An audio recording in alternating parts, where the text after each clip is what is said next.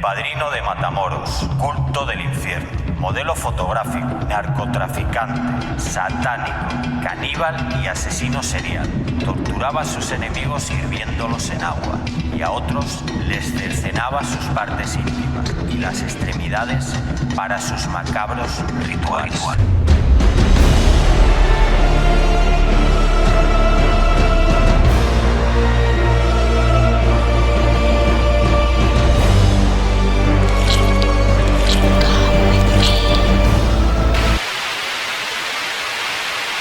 Adolfo de Jesús Constanzo, mejor conocido como el narcosatánico de Matamoros o el padrino de Matamoros, fue un asesino serial que secuestró, torturó y descuartizó a más de 17 personas, usándolas en sus ritos satánicos. Un ser extrovertido y cruel que le atribuía a los rituales y a los sacrificios de humanos cierto poder de hacerlo invencible ante la policía. Desde muy temprana edad, su madre lo inicia en el culto Palo Mayombe, una práctica que realizaban los esclavos africanos.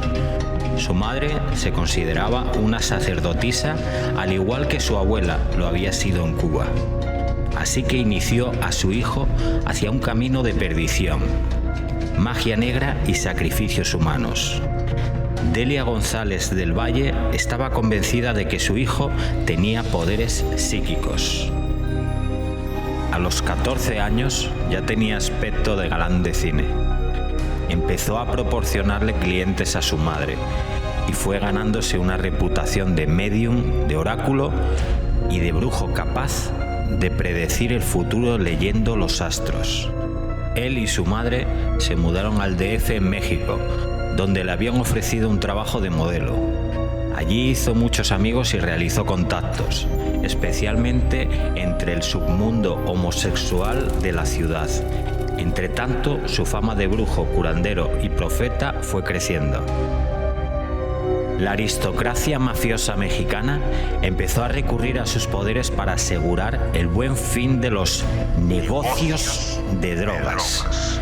Sus ingresos se multiplicaron por 1000 e incluso la policía le consultaba. A los 21 años, Adolfo comenzó a buscar sus primeros discípulos para su secta y sigue trabajando como modelo en México. Pero no tarda en sobresalir. Cada vez se le acerca más gente poderosa que caen en su encanto y rápidamente va escalando posición. A mediados del 84 se convertiría en el líder de un poderoso culto que tenía a capos del narco, estrellas famosas del cine mexicano, célebres músicos e incluso oficiales destacados de la policía, como Florentino Ventura, director de la Interpol en México. Durante esta época su madre lo envió a perfeccionarse con otro palero llamado El Grande. Al volver de su periodo de estudios, Adolfo Constanzo introdujo en sus ritos los sacrificios humanos. Ya había penetrado en el lado oscuro del Palo Mayombe.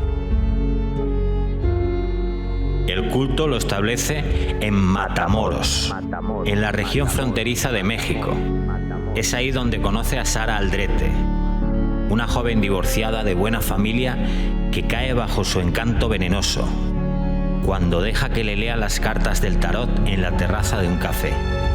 Los dos jóvenes se vuelven inseparables y entre ellos se desarrolla una especie de locura en pareja. La secta se instala en un lugar aislado, en el rancho Santa Elena, a algunos kilómetros de la ciudad. Adolfo promete a sus adeptos que serán totalmente invulnerables a las balas y que tendrán el poder de hacerse invisibles si siguen al pie de la letra sus instrucciones. Para protegerse de los malos espíritus, Adolfo Constanzo fabricó un enganga o caldero mágico, cuyo método de preparación fue muy bien explicado a sus discípulos. A ingredientes como pedazos de madera, cigarros, cadáveres de animales, una herradura y especias. Debían agregar la sangre, la cabeza, los dedos de los pies y de las manos, las costillas y las tibias de un cadáver humano. Todos estos ingredientes tenían que estar frescos, según las leyes del culto de Adolfo Constanzo. Lo ideal era que las víctimas fueran individuos de raza blanca, y la tortura era un elemento esencial. El alma de la víctima debía aprender a temer por toda la eternidad a su verdugo. Con el fin de hallarse totalmente sujeta a él. El ritual concluía cuando los participantes bebían la sopa del caldero, pues creían que les daba todo el poder deseado. Desplegaba ceremonias ocultas de protección, secuestraba y asesinaba personas para usarlos en sus rituales. Se rodeaba de gente de muy alto estatus social y esto le otorgaba cierta impunidad. Pero Constanzo le atribuía todo su éxito al demonio. Tenía 2 amantes, Sara Aldrete y Martín Quintana, quienes participaban en sus aberrantes rituales y sacrificios. Además vendía la droga que le proporcionaban sus clientes del narco a cambio de protección espiritual.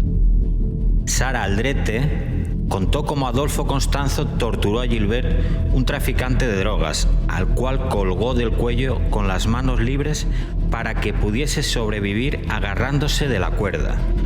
Luego lo sumergió en un barril de agua hirviendo, mientras le arrancaba los pezones con una tijera.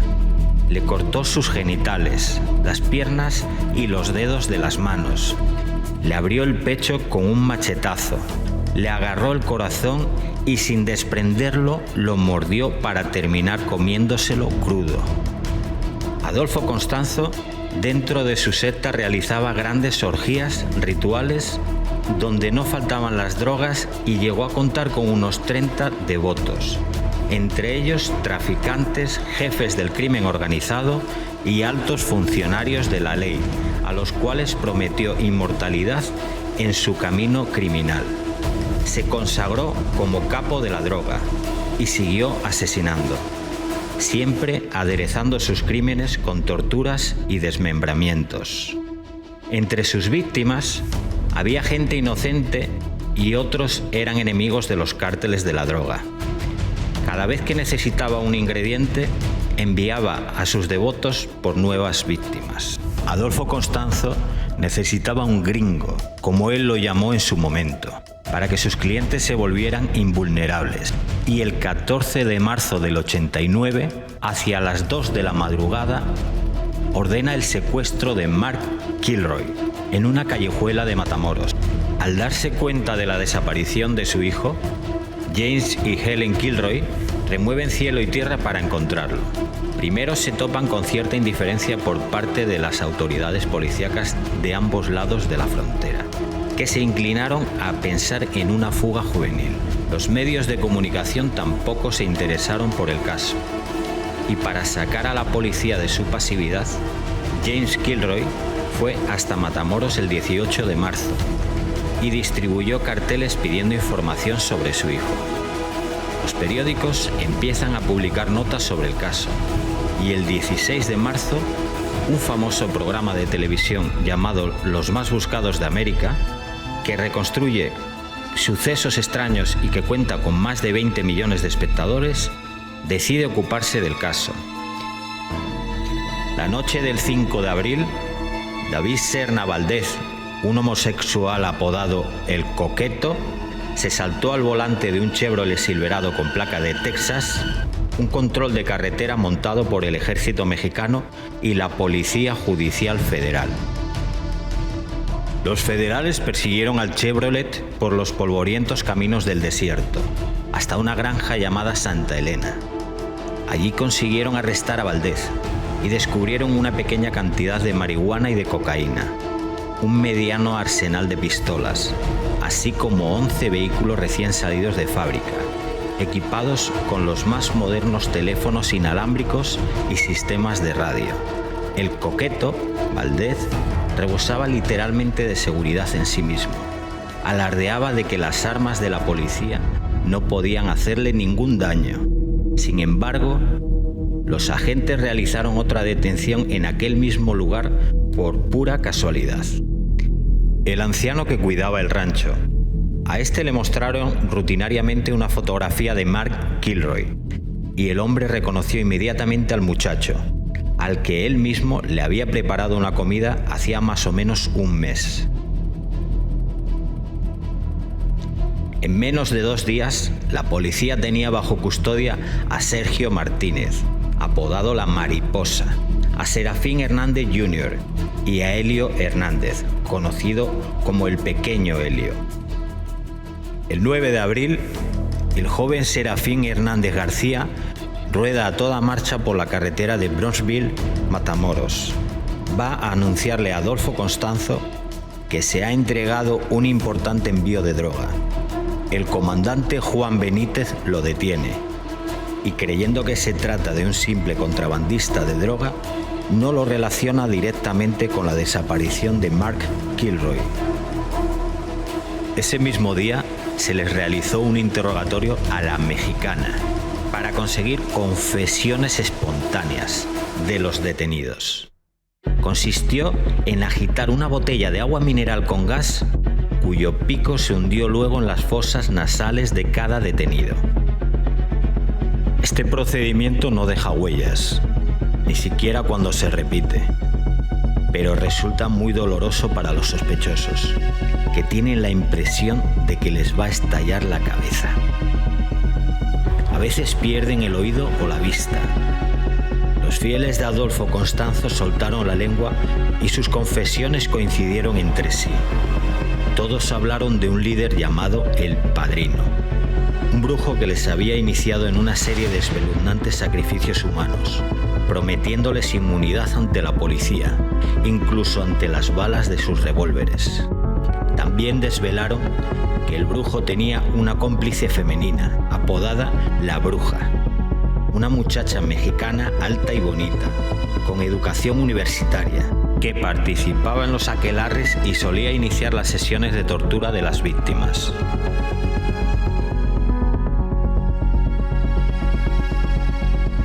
El martes 11 de abril, un equipo de la Policía Judicial Federal se desplazó al rancho Santa Elena, junto con los miembros arrestados de la banda.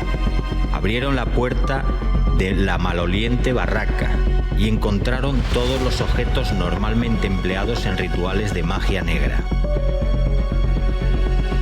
En una de las paredes se apoyaba un altar improvisado, engalanado con ristras de ajos y guindillas verdes picantes, pequeñas cazuelas con objetos rituales, abalorios, monedas, cabezas de pollos y cabras sacrificadas. Una de las cabezas de cabra estaba atravesada por un pequeño tridente. El mugriento suelo estaba salpicado de colillas de cigarrillo, botellas vacías de aguardiente de caña y envoltorios de caramelos. La policía mexicana supo desde el primer momento que se trataba de una banda aficionada a la brujería. Otros hallazgos confirmaron que el brujo ausente se dedicaba a una variedad especialmente horrenda de rituales. En el centro de la barraca había un gran caldero de hierro de unos 75 centímetros de diámetro, y su contenido explicaba la peste y la gran cantidad de moscas. Estaba claro que allí había tenido lugar más de un asesinato. Los miembros de la banda, enormemente excitados, fueron señalando las tumbas de las víctimas. 13 muertos en 9 fosas. La policía localizó el cadáver de Mark Kilroy a 1 metro de profundidad.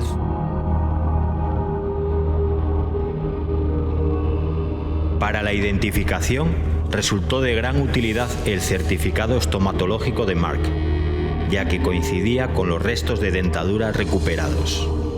El cuerpo estaba salvajemente mutilado, con el de los demás sacrificados. Habían separado la cabeza del tronco para poder extraer más fácilmente el cerebro. Faltaban los dedos, los genitales y se le había extirpado la espina dorsal. Los otros cuerpos mostraban asimismo señales de haber sido desollados.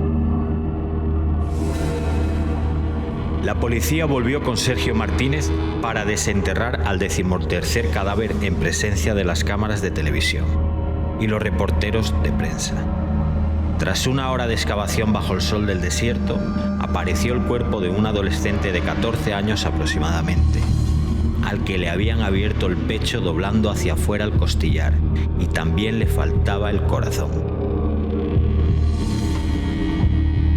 Constanzo y Sara se reunieron en Brownsville y volaron hasta Ciudad de México.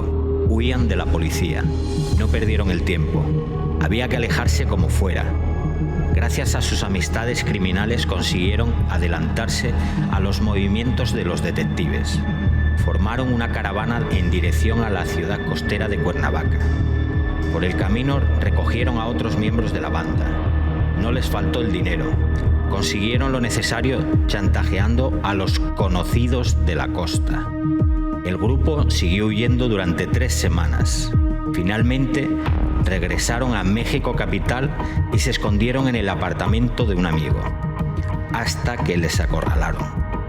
Entonces, Adolfo decidió organizar un último sacrificio humano, el suyo propio. Al día siguiente, los mismos agentes que en el pasado habían mantenido relaciones poco honestas con Constanzo se dispusieron a silenciarle para siempre. Poco antes del mediodía, uno de los vigías apostados por el brujo reconoció a unos policías vestidos de civil y en autos privados. Adolfo echó un vistazo por la ventana. Un grupo de agentes fuertemente armados se disponían a tomar posiciones. Mientras, un miembro del grupo, el Dubi, perdió los nervios y disparó una ráfaga de AK-47 por la ventana. Los federales respondieron al fuego con ametralladoras. El sacerdote del Palo Mayombe enloqueció al verse atrapado. Amontonó el dinero sobre la hornilla de gas y le prendió fuego. Entonces se volvió hacia los demás y gritó: ¡A morir todos! El Dubi, el más violento del grupo, continuó la lucha contra la policía. Constanzo cogió a su amante Martín Quintana y se metió con él en el guardarropa. Tras abrazarle, ordenó al Dubi que los matara, pero este no comprendía bien. Adolfo se levantó y le abofeteó. Acto seguido recibieron una lluvia de balas de la AK-47. Todo había terminado. Si te ha gustado este vídeo, no olvides suscribirte al canal, activar las notificaciones y dejar tu comentario.